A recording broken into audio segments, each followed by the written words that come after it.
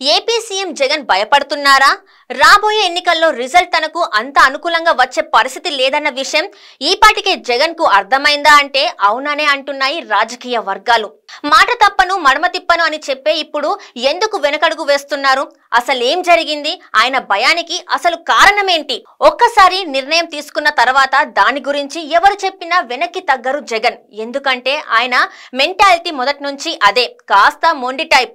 తాను నమ్మిన దాన్ని బలంగా అందరూ నమ్మేలా చేస్తారు. అందుకే మొదటి నుంచి జగన్ పోరాట పందానే ఎంచుకున్నారు. వైసీపీ నాయకురాలు రోజా పార్టీలోకి వచ్చినప్పుడు ఆమెను ఎవరు ఆహ్వానించలేదు సరికదా, ఐరన్ లెగ్ అని కూడా అన్నారు. అయినా కూడా జగన్ అవేవి పట్టించుకోలేదు. ఆమెకు ఎమ్మెల్యే సీట్ ఇచ్చారు, గెలిపించుకున్నారు.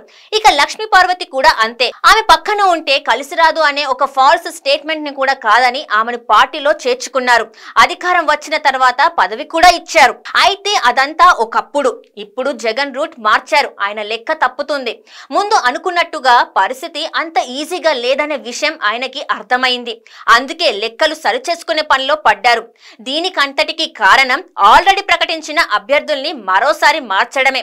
అసలు జగన్ ను దగ్గర నుంచి చూసిన వాళ్ళు ఎవరైనా సరే ఆయన ఒక నిర్ణయం తీసుకున్న తర్వాత మళ్ళీ మార్చరు అని చెప్పకనే చెప్తారు. కానీ తాజాగా 5వ లిస్టు విడుదలైన తర్వాత అది కరెక్ట్ కాదని తెలిసిపోతుంది. తాజాగా విడుదలైన 5వ జాబితాలో 4 ఎంపీ 3 ఎమ్మెల్యేల అభ్యర్థుల్ని ప్రకటించింది. అయితే ఈ జాబితాలో 2 చోట్ల కీలక మార్పులు చేసింది. గతంలో ఇచ్చిన సీట్లలో 2 చోట్ల మార్పులు చేయక తప్పలేదు. తిరుపతి సిట్టింగ్ ఎంపీ గురుమూర్తిని జనవరి 11న సత్యవేడు అసెంబ్లీ సమన్వయకర్తగా నియమించారు. సత్యవేడు సిట్టింగ్ ఎమ్మెల్యే ఆదిమూలం వద్దని చెప్పిన తిరుపతి లోక్సభకి మార్చారు. ఆదిమూలం ఆ బాధ్యతలు చేపట్టకుండా మంత్రి పెద్దిరెడ్డిపై ఘాటు వ్యాఖ్యలు చేశారు. అక్కడితో ఆగకుండా నేరుగా వెళ్లి నారా లోకేష్ ని కలిశారు. తనకు ఎంపీ సీటు కూడా వద్దని చెప్పకనే చెప్పారు. దీంతో వైఎస్ఆర్ సిపి అధిష్టానం కీలక నిర్ణయం తీసుకుంది.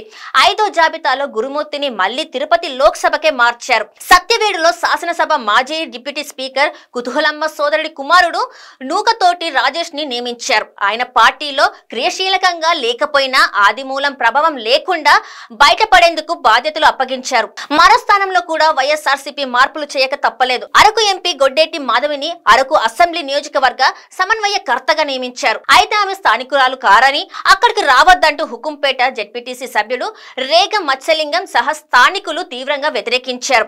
అయితే ఇప్పుడు అరకులో మాధవిని వ్యతిరేకించిన జెడ్పీటీసీ సభ్యుడు మత్స్యలింగాన్నే సమన్వయకర్తగా నియమించారు. మరి సిట్టింగ్ ఎంపీ మాధవి పరిస్థితి ఏంటనేది ఇప్పుడు ఆసక్తికరంగా మారింది. ఆమెకు మరో చోట అవకాశం కల్పిస్తారా లేదా అన్నది చూడాలి. ఇక పల్నాడు జిల్లా నర్సరావుపేట ఎంపీ లావు శ్రీకృష్ణదేవరాయలు వైఎస్ఆర్సీపీకి తన పదవికి రాజీనామా చేశారు.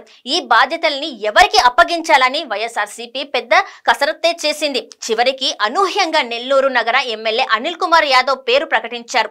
స్థానికులే బరిలోకి దించాలంటూ పల్నాడు జిల్లాకి చెందిన వైఎస్ఆర్సీపీ ప్రజాప్రతినిధులు సీఎం ని కోరినా ఇప్పుడు స్థానికేతరుడైన అనిల్ ని రంగంలోకి దించారు. బీసీ కావడం కలిసి వస్తుందని వైఎస్ఆర్సీపీ అంచనా వేస్తుంది. మొత్తానికి ముందు ప్రకటించిన లిస్టులను మార్చి కొత్త వాళ్లకు లేదంటే పాత వాళ్లకు అవకాశం ఇస్తున్నారు.